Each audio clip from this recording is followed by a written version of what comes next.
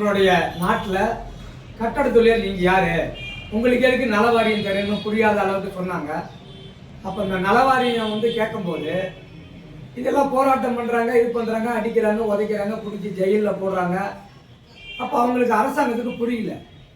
அப்போ என்ன பண்ணுறாங்க, அப்போதைய முன்னாள் முதலமைச்சர் புரட்சித் தலைவர் எம்ஜிஆர் ஐயா இருக்கும்போது இதெல்லாம் நடக்குது. அப்புறம் என்ன பண்ணுறாரு, அவரே புரிஞ்சுக்கிட்டு முதல்ல 10,000 ரூபான்னு சொல்லி முதலமைச்சர் நிதியிலேருந்து விபத்து நிதியாக அறிவிக்கிறாங்க. அப்புறம் அதிலிருந்து புரிஞ்சுக்கிட்டு கொஞ்சம் கொஞ்சமாக அப்படியே இந்த நலவாரியத்துக்கு தயாராகிறாங்க. அதுக்கு பிற்பாடு பார்த்தீங்கன்னா ஜெயலலிதா அம்மா, புரட்சித் தலைவர் ஜெயலலிதா அம்மா முதலமைச்சராக இருக்கும்போது 1994 4வது மாதம் 24ஆம் தேதி அப்போதைய பிரதமர் நரசிம்மராவ் ஐயா மூலியமா இந்த நலவாரியத்தை அவங்க அறிவிக்கிறாங்க. இந்த நலவாரியம் மூலியமா ஒரு அறிக்கை வருது. அப்போ அதுக்கு பிற்பாடு பார்த்தீங்கன்னா ஒரு 2-3 வருஷம் அது என்னன்னே தெரியல. அப்புறம் பார்த்தீங்கன்னா ஒரு 97, 98 தான் மக்களுக்கு எல்லாமே புரியுது. அப்புறம் சரியாக 2000 இருந்தால் தொழிற்சங்கம் பார்த்தீங்கன்னா இன்றைக்கி ஒரு 15,000 13,000 தொழிற்சங்கங்கள் உருவாகிருக்கு. அப்படி முதல்ல வந்து நம்ம கேட்குற இது வந்து அரசாங்கத்துக்கு புரியாது. அப்போ நம்ம அரசு வேலை வேணும்னா கிண்டலும் கேவிட்டு தான் பண்ணுவாங்க.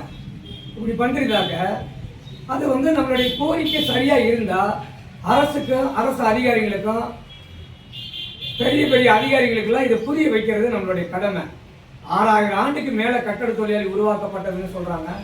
உலகக்கே கட்டட தொழிலாளி தான் இந்த கோட்டை, கோயில், அரமணம்னு சொல்லிட்டு கட்டுமானத்துறையை உருவாக்கப்பட்டதுன்னு கட்டட தொழிலாளி தமிழ்நாட்டில் தான் சொல்கிறாங்க. அப்படிப்பட்ட இந்த தமிழகத்தில் உண்மையான கட்டட தொழிலாளி தான் இனி வருங்காலத்தில் தமிழ்நாட்டில் இருக்காது போல தெரிகிறது. அப்போ நம்ம நாட்டுக்கு அரசாங்கத்துக்கு இந்த 6000 வருஷமாக கட்டட தொழிலாளிகளுடைய கோரிக்கையை முன் வைக்கல. கோரிக்கை என்ன வேணும்னு முன் வச்சாதானே தெரியும். அம்மா இந்த ஸ்கூலில் எனக்கு இந்த ஸ்கூலில் எனக்கு வந்து மிஸ்ஸை டீச்சரை வந்து எனக்கு இந்த பொருள் வாங்கிட்டு வர சொல்கிறாங்கன்னு குழந்தைங்க வந்து அம்மா கிட்ட சொன்னால் தான் அவங்க கேட்டு வாங்கி தருவாங்க. சொல்லாத போனால் எப்படி தெரியும்? அதுபோல் நம்மளுடைய தமிழ்நாடு அரசுக்கு கட்டட தொழிலாளிங்க நமக்கு என்ன தேவைங்கிறது இதுவரைக்கும் இந்த 6000 வருஷமாக சொல்லவே இல்லை. பாருங்க, ஆட்டை வச்சு, மாட்டை வச்சு, பாம்பை வச்சு, பள்ளியை வச்சு, இப்படி மிருகங்கள்லாம் என்ன நினைக்குது, எப்படி வாழுது, எப்படிலாம் இருக்குதுன்னு ஒரு சினிமா துறையில் எடுத்து வச்சிருக்காங்க. அதை வந்து விழிப்புணர்ச்சியாக காட்டியிருக்காங்க. அதே போல் பார்த்தீங்கன்னா நாட்டில் இருக்கிற விவசாயமாக இருக்கட்டும், அதோட நெசவாளராக இருக்கட்டும், மற்ற தொழிலாக இருக்கட்டும், எல்லா தொழிலுக்கும் விழிப்புணர்ச்சி கொடுத்துருக்காங்க. அவங்க கேட்டிருக்காங்க. அந்த கேட்டதன் வாயிலாக அரசாங்கத்தில் கோரிக்கையை வென்றிருக்காங்க. இப்போ அதே சமயத்தில் கட்டட தொழிலாளிய நீங்கள் சட்டம்னு ஒன்று இல்லாத போனால் எப்படி இந்த கட்டுமான நலவாரியத்துக்கு நலவாரி வந்திருக்கான்? மன்னர் காலத்திலேயே இந்த கட்டுமான தொழிலை பற்றி மிகப்பெரிய அளவுக்கு எழுதி வச்சிருக்காங்க.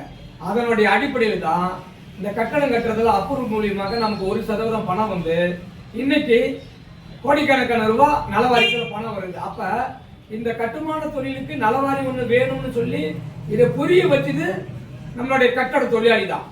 இப்போ அரசாங்கம் கொடுத்துருக்காங்க. இதில் பார்த்தீங்கன்னா அதுக்கு பிற்பாடு தான் அரசாங்கம் ஒவ்வொன்றா சேர்த்து இன்னைக்கு 20 நலவாரியம் கொண்டு வந்திருக்காங்க. அரசாங்கமே எடுத்த உடனே கட்டுமான தொழிலாளிகளை தான் தரணும், இத்தனை வாரியம் வரணும், கொடுக்கணும்னு சொல்லி அரசாங்கம் உருவாக்கலை. அரசாங்கம் உருவாக்கலை. பாருங்க, இந்த நாட்டில் இருக்கிற பஸ்ஸு, வண்டி, வாகனம், விஞ்ஞான பொருள், இபி, எலக்ட்ரிக், இந்த மாதிரி கம்ப்யூட்டர் ட்ரைனர், இந்த மாதிரி செல்போன் மாதிரி இருக்கிற அத்தனையும் யாரோ ஒருத்தர் கோரிக்கை வச்சு முயற்சி பண்ணி தான் கண்டுபிடிச்சிருக்காங்க. இதெல்லாம் அரசாங்கமோ அரசு அதிகாரியோ இத்தனையும் கண்டுபிடிக்கல. கண்டுபிடிச்சதை வச்சு அவங்க வந்து மேம்படுத்துவாங்க. அதான் அரசோடைய வேலை. அரசுக்கு சட்டம் என்ன சொல்லுதோ அந்த சட்டத்தைப்படி நடக்கிறதா அரசு அதிகாரிகளுக்கும் அரசுக்கும் வேலை. அந்த சட்டத்துக்கு பிறகு மக்களுடைய கோரிக்கை அடிப்படையில் நிறைய கோரிக்கை வந்து தமிழ்நாடே ஒற்ற கோரிக்கை நின்னா அதை அரசு பரிசீலனை பண்ணுவாங்க. அந்த பரிசீலனைக்கு பிற்பாடு தான் ஓஹோ இதை கொடுத்தா அரசுக்கு நன்மையா இருக்கும், இந்த நாட்டுக்கு நன்மையா இருக்கும், இந்த மக்களுக்கு நன்மையா இருக்குன்னு அப்பதான் வரும்.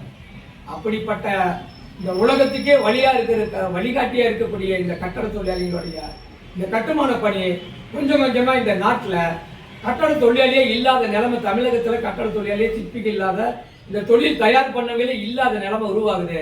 இந்த நாட்டையும் நாட்டு மக்களையும் இந்த தொழிலையும் காப்பாற்ற வேணும்னா கட்டட தொழிலாளிகளுக்கு சரியான அங்கீகாரம் கொடுத்து அரசு வேலை வாய்ப்பு கொடுத்து